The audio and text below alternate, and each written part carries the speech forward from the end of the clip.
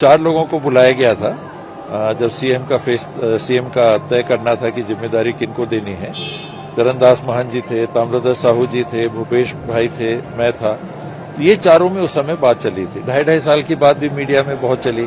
2.5 साल भी निकल गए, चुनाव नजदीक आ गए हैं, परिस्थितियां बदलती हैं, तो नाम रहते हैं। कुछ लोग चाहते हैं कि भाई मीडिया में नहीं चली ना, जो चीज थी वो मीडिया में चली। ये तो कभी किसी ने प्रमाणित नहीं कहा कि 2.5 साल का तय हुआ था। राहुल जी ने कभी नहीं कहा, अखिल भारतीय कांग्रेस कमेटी ने नहीं कहा।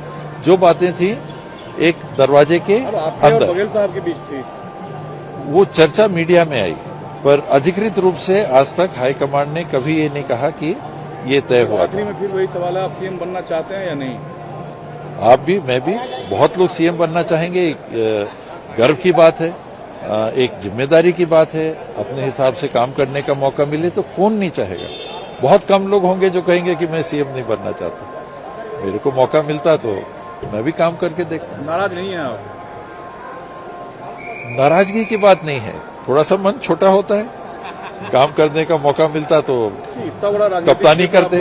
ये सब पीछे की बात हो गई। यहाँ तो जिसको देखेंगे हर कोई इच्छा रखता है, लेकिन हाईकमान जिसको बोलता है वो मुखिया होता है, नेतृत्व करता है।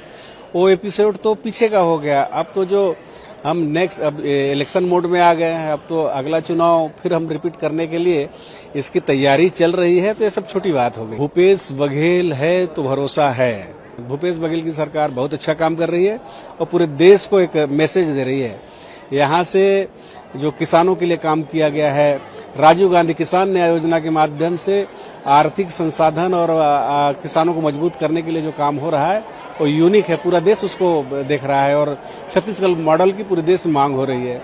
मिलेट मिशन छत्तीसगढ़ ने स्टार्ट किया, पूरा देश लागू करने की बात कर रही है। गोधन न्याय योजना छत्तीसगढ़ ने स्टार्ट किया, पूरा देश लागू करने की बात करते हैं। छत्तीसगढ़ इस समय रोल मॉडल बन गया है।